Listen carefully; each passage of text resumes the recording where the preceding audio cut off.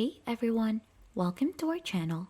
In today's video, we'll learn how to fade to black in CapCut, smooth fade to black transition, easy CapCut tutorial.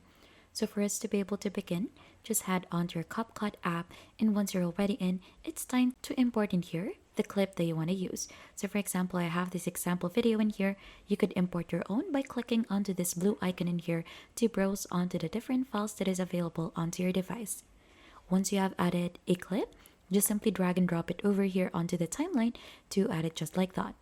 Now, what we need to do is we'll just need to go ahead and hover onto the part where you want to go ahead and start adding the black transition or the fade to black. So for example, around this part, I want to go ahead and add in a transition in here. You'll just have to click the clip right after and make sure this one is highlighted already. And once done, click on animation here onto the upper right corner of the screen. So right after, there should be options in here for in, out, and combo. We're gonna click onto out here, and then we'll need to go ahead and find in the fade out option. So we have fade out in here. You'll have to click onto this so that it should be downloaded onto your device. So we'll just have to wait for this one to be downloaded first.